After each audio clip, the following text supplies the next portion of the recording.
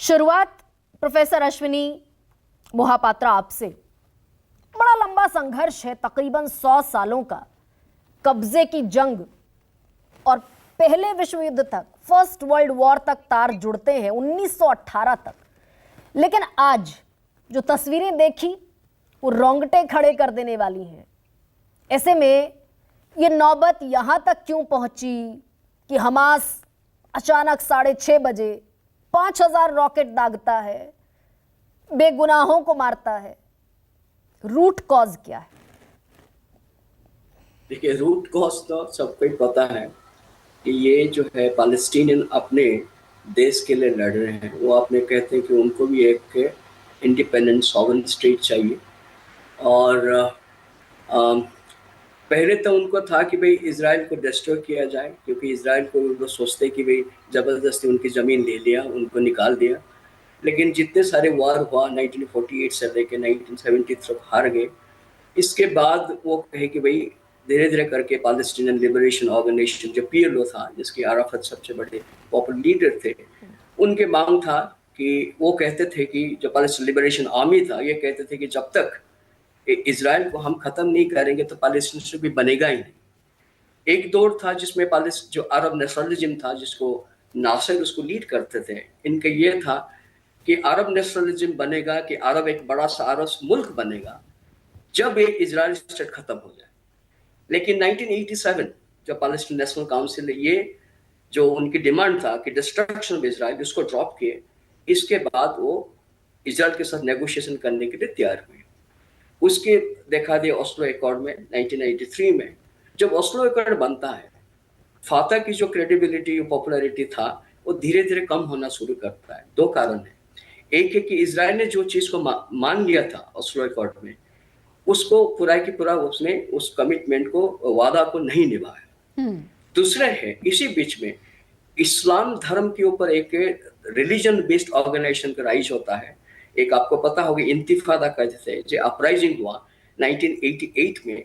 इसी में Islamic resistance movement, जिसको हमास कहते हैं बाय इट्स अरबिक एक्रोनिम, ये पैदा होता है। ये हमास जो है it's a branch of Muslim brotherhood. Muslim brotherhood 1990 से ये फाइट करता था against British and French imperialism के अगेंस्ट में। तो ये हमास धीरे धीरे करके उसके पॉपुलैरिटी बढ़ता है, और जो फाता जो पीएलओ को पॉपुलैरिटी कम हो जाता है, क्योंकि इसने कॉम्प्रोमाइज कर दिया, टेरिटोरियल कॉम्प्रोमाइज विद इजराइल। तो 2006 में जिनको चुनाव होता है, उसमें हमास की जीत होती है। इसको लेके 2 स्थान बढ़ जाता है। वेस्ट में के रहता जो रमाला है, जो हेडक्वार्टर्स है, जिसको कहते हैं पैलेस्टीन नेशनल अथॉरिटी, वहां रहता अराफत की जो पीएलओ की, वो ये चले जाते गाजा 2006 में। तो वहां से वो गाजा पे लेके अपना मूवमेंट शुरू कर देते हैं। कारण एक है, जब फाता की लेजिटिमेसी खत्म हो जाती है, उस स्पेस को आता है एक इस्लाम बेस्ड ऑर्गेनाइजेशन, वो है हमास। हमास कहता है कि ये destruction of Israel is the pre condition for creation of Palestine, कि पहले इस जूइश स्टेट को खत्म किया जाए। उनकी चार्टर कहता है, वो चार्टर मतलब संशोधन नहीं हुआ है। तो वो कहते हैं जब तक जूइश स्टेट को खत्म नहीं करते, पैलेस्टाइन स्टेट कभी बन ही नहीं सकता है। फिर इसके बाद वो कहते हैं वो इस्लामिक स्टेट बनेगा। वो ओस्लो एकॉर्ड को अपोज करते हैं, कहते हैं जिस तरीका से पैलेस्टाइन हम चाहते थे इसी तरीका बनेगा, इसीलिए it requires the destruction of Israel. तो इस संपर्क देखो, यहाँ कोई कॉम्प्रोमाइज करने के लिए तैयार नहीं है हमास। लेकिन कुछ लोग कहते हैं अगले 5-7 साल में हमास की भी जो रूप है, उसकी जो पोजीशन है, उसमें कुछ सॉफ्ट हुआ है, लेकिन ऑफिशियली आज तक कुछ हुआ नहीं है। एक है। दूसरी बात है, वेस्ट ईस्ट ऐसी जगह है, वहां पे everything is related to everything else.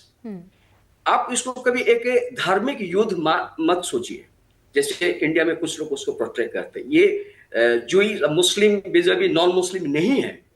बहुत सारे मुस्लिम कंट्री है जो हमास को ना पसंद करते हैं, ना हमास को राइट्स को एक्सेप्ट करते हैं। Let me begin with Saudi Arabia. हाँ, टेररिज्म को तो कौन एडवोकेसी करेगा टेररिज्म की? देखिए, टेररिज्म एक इंस्ट्रूमेंट है। एक था सऊदी के सपोर्ट था जो वहाबी वाला, जिसको कहते हैं पेट्रो इस्लाम, 1970s 1980s में। इसके सऊदी उभर जाता है। ये सारे शुरू होता है अरब स्प्रिंग टाइम में। लीबिया में झगड़ा हुआ, उसमें जो मुस्लिम ब्रदरहुड को एक कंट्री, कुछ कंट्री सपोर्ट किया, कतार सपोर्ट किया, इधर सऊदी दूसरे ग्रुप को सपोर्ट किया। यमन में सऊदी एक ग्रुप को सपोर्ट किया, ईरान दूसरा ग्रुप को सपोर्ट किया। मेरा ये कहना है कि हमाज को ना इजिप्ट सपोर्ट करता है, ना सऊदीज करते, ना बहरीन करता, ना यूएई करता है। जब मेजर मुस्लिम कंट्री उसको नहीं चाहते हैं, आप कैसे कहोगे कि ये एक रिलीजियस वार है? इसमें ये कंप्लीटली पॉलिटिक्स है। इस्लाम को यूज करता है हमाज ने, ये दिखाते हुए कि ये मुस्लिम समाज के लिए लड़ रहे हैं। ये जितने तो अश्विनी, प्रोफेसर अश्विनी, ये माना जाए कि ये बाकायदा जमीन की लड़ाई है, धर्म का जमीन की है। हाँ। जमीन की है, इसको कहते हैं रियल पॉलिटिक है, पॉलिटिकल सुप्रीमेसी है। ईरान आज आइसोलेटेड है। ईरान ने इस जो फ्रंट था वो इसे सुहा हुआ था, डोरमेंट था, उसको एक्टिव कर दिया। ईरान का अब जीत देखिए, सीरिया में जीता हिजबुल्लाह को लगा के, लेबनान में उसका आधिपत्य बढ़ा हिजबुल्लाह को लगा के, या हमास को सपोर्ट करते, वो करके उसको सपोर्ट करके वहां पे जो टनल बनी हुई है, वहां के जो फंडिंग है, ट्रेनिंग है, सारे ईरान से आता है, क्योंकि वो फ्रंट एक्टिव करना चाहता है इजराइल को घेरने के लिए। आप बीच में देखिए इजराइल ईरान का कितना टेंशन हुआ है। तो मुझे नहीं लगता है कि इसमें कोई रिलीजन एक बड़ा मुद्दा है। रिलीजन मुद्दा नहीं है, ये जमीन का मसला है। ऐसे में लेफ्टिनेंट जनरल